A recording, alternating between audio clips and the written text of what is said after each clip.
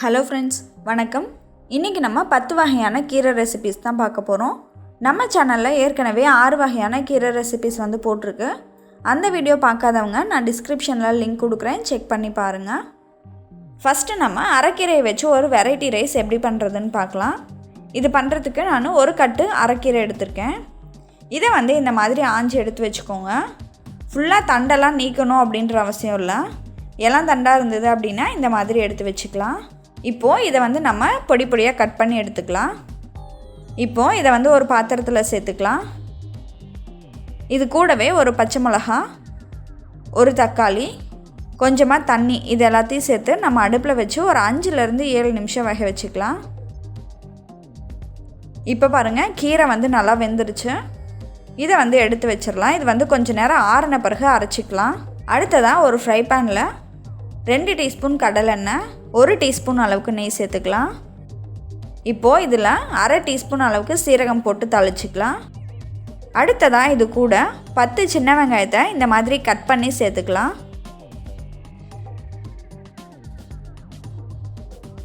இப்போது இதில் 2 பல் பூண்டை வந்து நல்லா பொடியாக நறுக்கி சேர்த்துருக்கேன். ஒரே ஒரு வரமிளகாயும் கொஞ்சமாக கருவேப்பிலையும் சேர்த்து நம்ம வதக்கிக்கலாம். இப்போது இதில் ஒரு 5-6 முந்திரியும் சேர்த்து நல்லா வறுத்துக்கோங்க.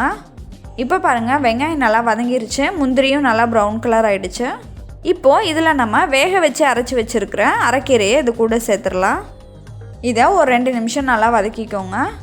கீரை வேக வைக்கும் போது ரொம்ப நிறைய தண்ணி ஊற்றி வேக வச்சிடாதீங்க, கொஞ்சமாக தண்ணி ஊற்றினாலே போதும்.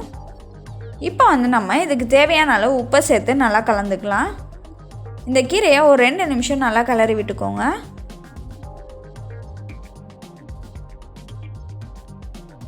இப்போது இதில் வந்து வேக வச்ச சாதத்தை நம்ம கொஞ்சம் கொஞ்சமாக சேர்த்துக்கலாம்.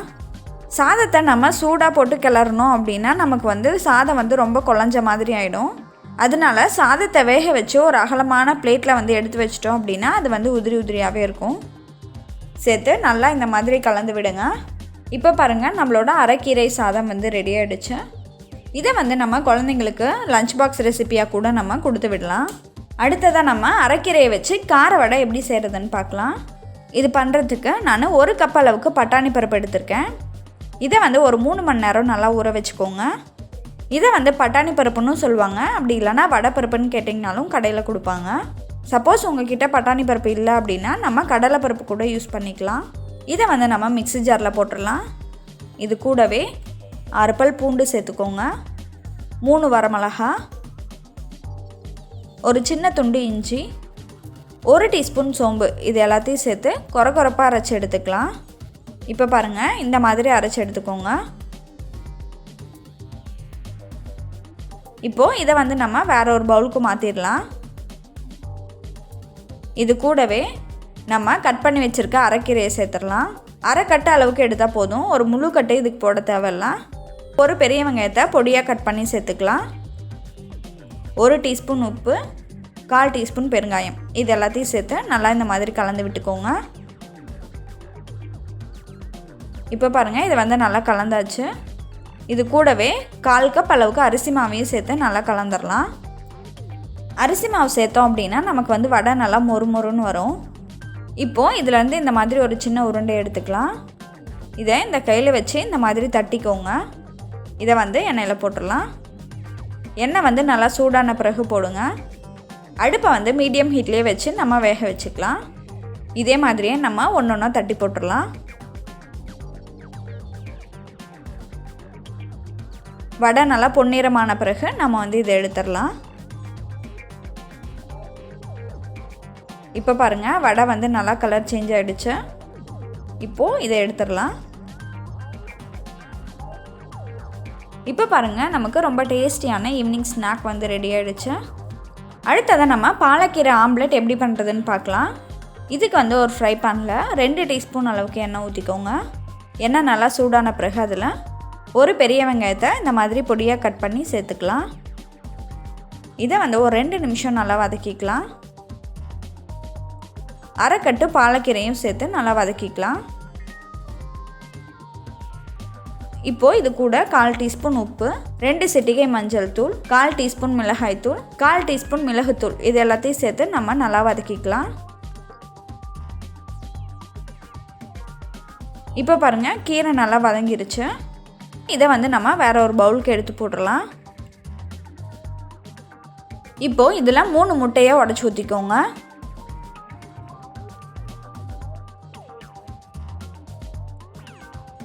இது கூட மிளகு பொடியும் உப்பும் சேர்த்து நல்லா கலந்து விட்டுறலாம்.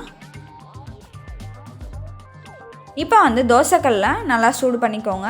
கொஞ்சமாக எண்ணெய் ஊற்றிட்டு நம்ம இதிலேருந்து ஒரு கரண்டி எடுத்து நம்ம அதில் ஊற்றிக்கலாம். இதை வந்து 2 சைடும் திருப்பி போட்டு வேக வச்சுக்கோங்க. இப்போ பாருங்கள் நமக்கு ரொம்ப டேஸ்டியான பாலக்கீரை ஆம்லெட் வந்து ரெடி ஆகிடுச்சு. அடுத்ததாக நம்ம பாலக்கீரை வச்சு பக்கோடா எப்படி செய்கிறதுன்னு பார்க்கலாம். இதுக்கு வந்து நான் ஒரு கட்டு பாலக்கீரை எடுத்திருக்கேன். கூடவே ஒரு பச்சை மிளகாயை இந்த மாதிரி நல்லா பொடியாக நறுக்கி சேர்த்துக்கோங்க. அடுத்ததாக ஒரு கைப்பிடி அளவுக்கு கொத்தமல்லி இலை, ஒரு கைப்பிடி அளவுக்கு புதினா இலை இது ரெண்டையும் நல்லா கட் பண்ணிவிட்டு சேர்த்துக்கோங்க. அடுத்ததாக ஒரு பெரிய வெங்காயத்தை இந்த மாதிரி நீளமாக நறுக்கி சேர்த்துடலாம். இப்போது ஒரு 1/2 டீஸ்பூன் அளவுக்கு இஞ்சி பூண்டு பேஸ்ட்டு சேர்த்துக்கோங்க. கூடவே ஒரு 5-6 பல் பூண்டையும் இந்த மாதிரி தட்டி சேர்த்துக்கலாம். அடுத்ததாக இது கூடவே 1/2 டீஸ்பூன் சோம்பு, 1/2 டீஸ்பூன் உப்பு, 1 டீஸ்பூன் மிளகாய்த்தூள், 2 சிட்டிகை சோடா உப்பு இது எல்லாத்தையும் சேர்த்து நல்லா இந்த மாதிரி கலந்து விட்டுறலாம். இப்போது இதில் 1/2 கப் அளவுக்கு கடலை மாவும் 1/4 கப் அரிசி மாவும் சேர்த்து நல்லா கலந்து விட்டுறலாம். நான் வந்து இந்த சைடில் வந்து எண்ணெயை வந்து நல்லா சூடு பண்ணி வச்சுருக்கேன். அதிலேருந்து ஒரு 1/2 கரண்டியை இது கூட சேர்த்து நல்லா பிசைஞ்சிக்கலாம். இப்போ பாருங்கள் நம்மளோட மாவு வந்து ரெடி ஆகிடுச்சு. எண்ணெயும் நல்லா சூடாக இருக்குது. இதில் நம்ம இந்த மாதிரி ஒரு சின்ன பீஸாக இதில் போட்டுடலாம். நல்லா பொரிஞ்சு வந்த பிறகு நம்ம வந்து இதை எடுத்துடலாம். இப்போ பாருங்கள் நமக்கு சுவையான பாலக்கீரை பக்கோடா ரெடி ஆகிடுச்சு. அடுத்ததான் நம்ம பொன்னாங்கண்ணி கீரை பிரியாணி எப்படி செய்கிறதுன்னு பார்க்கலாம். இதுக்கு வந்து ஒரு ஃப்ரை பேனில் 3 டீஸ்பூன் எண்ணெய் ஊற்றிக்கோங்க. கூடவே 1 டீஸ்பூன் அளவுக்கு நெய்யும் சேர்த்துக்கலாம். இதில் நம்ம ஒரு பிரியாணி இலை, 2 துண்டு பட்டை, 2 கிராம்பு இது எல்லாத்தையும் சேர்த்துடலாம். அடுத்ததாக வெங்காயத்தை இந்த மாதிரி நீளமாக கட் பண்ணி சேர்த்துக்கோங்க. கூடவே ஒரு பச்சை மிளகாயும் சேர்த்து வதக்கிக்கலாம். இப்போ பாருங்கள் வெங்காயம் ஒரு 5 நிமிஷம் வதக்கியாச்சு. இது கூட 1 டீஸ்பூன் அளவுக்கு இஞ்சி பூண்டு பேஸ்ட்டையும் சேர்த்து வதக்கிக்கலாம். இஞ்சி பூண்டோட பச்சை வாசனை போகிற வரைக்கும் வதக்கிக்கோங்க. இப்போ வந்து நம்ம இதில் ஒரு கை அளவுக்கு புதினா இலையை சேர்த்து வதக்கிக்கலாம். அடுத்ததான் நம்ம ஒரு தக்காளியை இந்த மாதிரி கட் பண்ணி இது கூட சேர்த்துடலாம்.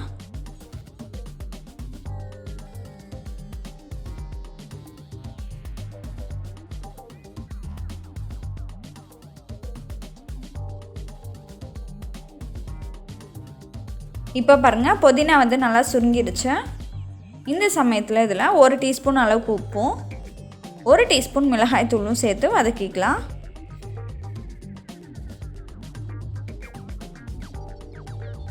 நான் வந்து இன்றைக்கி 1/2 கட்டு அளவுக்கு பொன்னாங்கண்ணி கீரை எடுத்திருக்கேன். இதை வந்து நல்லா இந்த மாதிரி கட் பண்ணிவிட்டு நம்ம இது கூட சேர்த்துடலாம். நல்லா இந்த மாதிரி கிளறி விடுங்க. 2 சிட்டிகை அளவுக்கு கரம் மசாலாவையும் சேர்த்துடலாம். இப்போ வந்து நம்ம கீரை வதங்கிறதுக்கு ஒரு 1/4 டம்ளர் அளவுக்கு மட்டும் தண்ணியை ஊற்றி நல்லா வதக்கிக்கலாம். இப்போ பாருங்கள் நமக்கு தண்ணி நல்லா வற்றிருச்சு. இப்போ வந்து நம்ம இதில் வேக வச்ச சாதத்தை சேர்த்து நல்லா கிளறிக்கலாம்.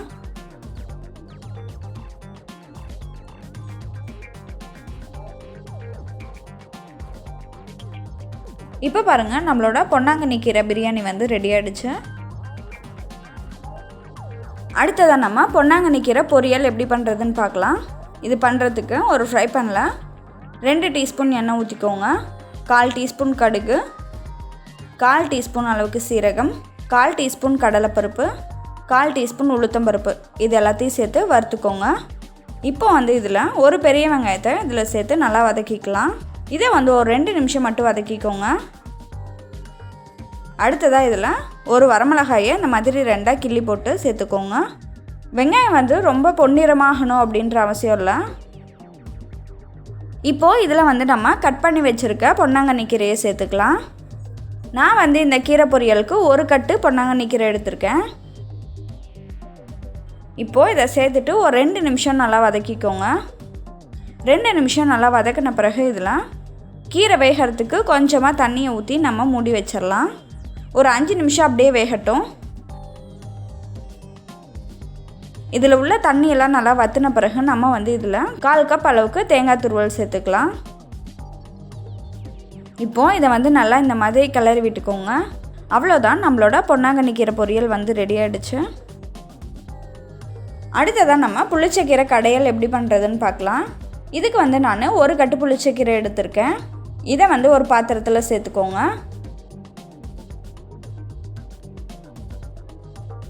இது கூடவே நம்ம கொஞ்சமாக உப்பும் தண்ணியும் சேர்த்து நல்லா கிளறி விட்டுறலாம். ரொம்ப தண்ணி ஊற்ற வேண்டாம், கொஞ்சமாக ஊற்றினாலே போதும். இதை வந்து நல்லா இந்த மாதிரி கிளறி விட்டுட்டே இருங்க.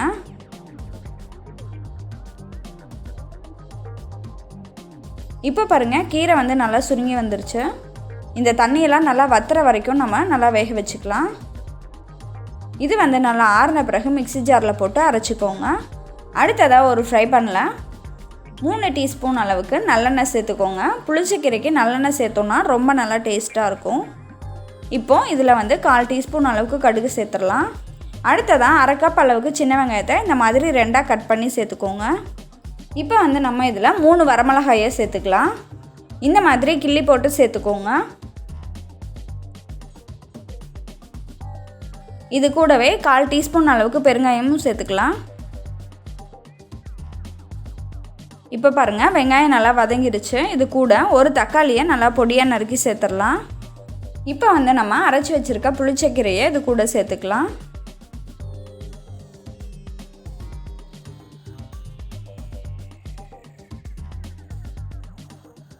நம்ம வந்து கீரை வேக வைக்கும் போதே உப்பு சேர்த்துருக்கோம். இப்போ வந்து செக் பண்ணி பார்த்துட்டு உப்பு தேவைன்னா சேர்த்துக்கோங்க. இப்போ பாருங்கள், நம்ம எல்லாருக்கும் பிடிச்ச புளிச்சக்கீரை கடையல் வந்து ரெடி ஆகிடுச்சு. அடுத்ததாக நம்ம புளிச்சக்கீரை தொக்கு எப்படி பண்ணுறதுன்னு பார்க்கலாம். இதுக்கு வந்து ஒரு ஃப்ரை பேனில் 1 டீஸ்பூன் அளவுக்கு நல்லெண்ணெய் சேர்த்துக்கோங்க. 1 டேபிள் ஸ்பூன் கொத்தமல்லி, 1 டீஸ்பூன் சீரகம், 1/2 டீஸ்பூன் வெந்தயம், இது எல்லாத்தையும் நல்லா வாசனை வர வரைக்கும் வறுத்துக்கோங்க. இப்போது இது கூடவே ஒரு 10 வரமிளகாயும் சேர்த்து நல்லா வறுத்துக்கோங்க.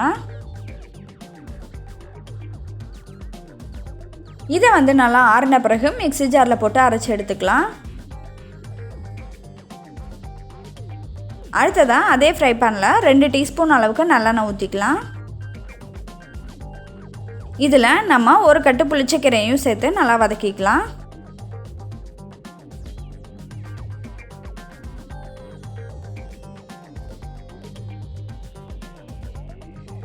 இந்த கீரை வேகிறதுக்கு வந்து நம்ம தண்ணி எதுவும் ஊற்றக்கூடாது, நல்லெண்ணெய் மட்டும்தான். அதனால் இன்னும் 1 டீஸ்பூன் அளவுக்கு நல்லெண்ணெய் ஊற்றிக்கிறேன்.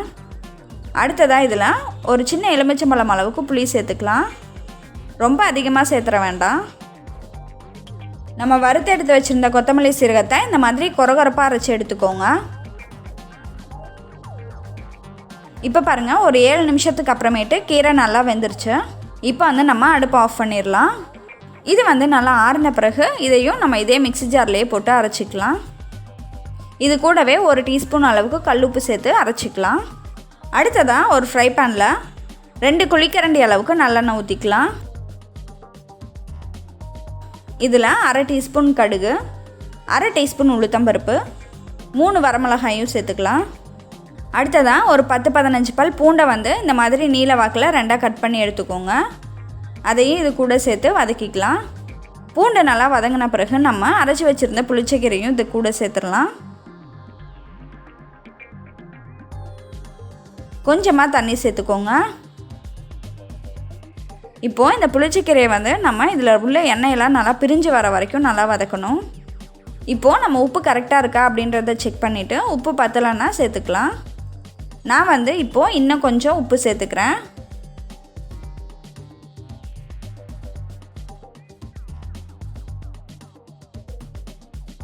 கடைசியாக 1/4 டீஸ்பூன் அளவுக்கு பெருங்காயத்தை சேர்த்து கிளறி விட்டு இறக்கிடுங்க. இந்த புளிச்சக்கீரை தொக்கு பார்த்திங்க அப்படின்னா 1 வாரம் 10 நாள் வரைக்குமே வெளியில் வச்சாலே கெட்டு போகாது, நல்லாவே இருக்கும். இப்போ பாருங்கள், நம்மளோட புளிச்சக்கீரை தொக்கு வந்து ரெடி ஆகிடுச்சு. அடுத்ததாக நம்ம முளைக்கீரை மெதுவடை எப்படி பண்ணுறதுன்னு பார்க்கலாம். இது பண்ணுறதுக்கு நான் 1 கப் அளவுக்கு உளுந்தை வந்து 1 மணி நேரத்துக்கு முன்னாடியே ஊற வச்சு எடுத்திருக்கேன். இதை வந்து ஒரு 2 டைம் நல்லா அலசிட்டு கிரைண்டரில் போட்டு அரைச்சி எடுத்துக்கலாம். நம்ம வந்து மிக்சியில் போட்டு அரைக்கிறத விட கிரைண்டரில் போட்டு அரைச்சோம் அப்படின்னா நமக்கு வந்து வடை வந்து நல்லா சாஃப்டாக இருக்கும். இந்த வடைக்கு நம்ம மாவு அரைக்கும் போது கொஞ்சம் லைட்டாக கரகரப்பாக அரைக்கணும், ரொம்ப நைஸாக அரைச்சிட வேண்டாம். இப்போ பாருங்கள், இந்த மாதிரி அரைச்சி எடுத்துக்கோங்க. இதில் வந்து நான் 1 கை அளவுக்கு முளைக்கீரை எடுத்திருக்கேன். அதை வந்து இது கூட சேர்த்துடலாம். நல்லா கட் பண்ணி இது கூட சேர்த்துக்கோங்க.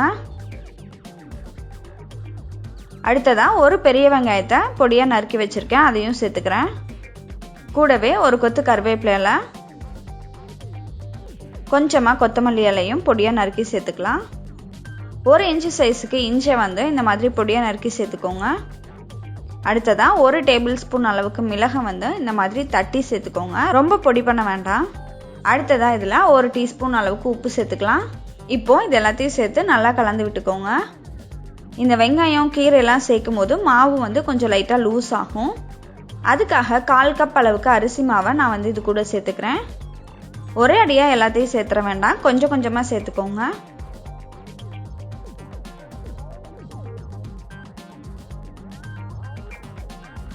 இப்போ பாருங்கள், நம்மளோட மாவு வந்து ரெடி ஆகிடுச்சு. அடுத்ததாக அடுப்பில் வந்து வாணலி வச்சுக்கோங்க. பக்கத்தில் கொஞ்சமாக ஒரு பாத்திரத்தில் தண்ணியும் வச்சுக்கோங்க. கையை வந்து தண்ணியில் நனைச்சிட்டு இதில் வந்து ஒரு சின்ன உருண்டை எடுத்துக்கலாம்.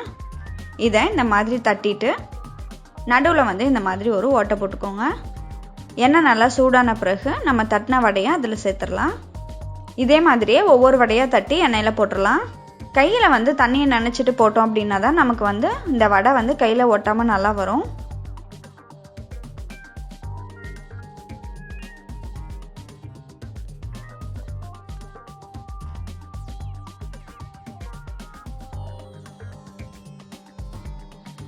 இப்போ பாருங்கள், நான் வந்து இதில் 4 வடை சேர்த்துருக்கேன். இதை வந்து 2 சைடும் திருப்பி போட்டு நல்லா பொன்னிறமாகிற வரைக்கும் வேக வச்சுக்கோங்க. இப்போ பாருங்கள், வடை வந்து நல்லா கலர் மாறிடுச்சு. இந்த சமயத்தில் நம்ம இதை எடுத்துடலாம். இப்போ பாருங்கள், நல்ல சுவையான முளைக்கீரை மெதுவடை ரெடி ஆகிடுச்சு. கடைசியாக நம்ம பார்க்க போகிற ரெசிபி என்னன்னு பார்த்தீங்கன்னா முளைக்கீரை மோர் குழம்பு. இது பண்ணுறதுக்கு ஒரு பாத்திரத்தில் கொஞ்சமாக தண்ணியை ஊற்றிக்கோங்க. தண்ணி நல்லா கொதித்த பிறகு அதில் நம்ம கட் பண்ணி வச்சுருக்க முளைக்கீரையை சேர்த்துடலாம். இந்த முளைக்கீரை ஒரு 5 நிமிஷம் நல்லா வேகட்டும். அதுக்குள்ளே நம்ம ஒரு மிக்ஸி ஜாரில் 1/4 கப் அளவுக்கு தேங்காய், 1/2 டீஸ்பூன் சீரகம், 1 பச்சை மிளகாய் இது எல்லாத்தையும் சேர்த்து அரைச்சிக்கலாம். கொஞ்சமாக தண்ணி சேர்த்து அரைச்சி எடுத்து வச்சுக்கோங்க. இந்த மாதிரி நல்லா நைஸாக அரைச்சிக்கோங்க. இப்போ பாருங்கள், கீரை வந்து நல்லா வெந்துருச்சு. இப்போ வந்து நம்ம அரைச்சி வச்சுருந்த தேங்காய் விழுதை இதில் சேர்த்துடலாம். இது கூடவே நம்ம தேவையான அளவு உப்பும் சேர்த்து நல்லா கலந்து விட்டுறலாம். நான் வந்து 1/2 டீஸ்பூன் அளவுக்கு உப்பு சேர்த்துருக்கேன். இப்போ பாருங்கள், கீரை வந்து நல்லா வெந்துருச்சு. அடுப்பை வந்து ஆஃப் பண்ணிவிட்டு நம்ம மற்ற வச்சு நல்லா கடைஞ்சி விட்டுறலாம். ரொம்ப நைஸாக கடைய தேவையில்ல, இந்த மாதிரி கடைஞ்சி விட்டுக்கோங்க. இப்போது இது கூட 200 ml அளவுக்கு தயிரை வந்து நான் நல்லா கடைஞ்சி எடுத்து வச்சுருக்கேன். தயிரை வந்து நம்ம கட்டி இல்லாமல் நல்லா கடைஞ்சி விட்டால் போதும், தண்ணி எதுவும் ஊற்ற தேவையில்லை. உப்பு பத்தலைன்னா கொஞ்சம் சேர்த்துக்கோங்க.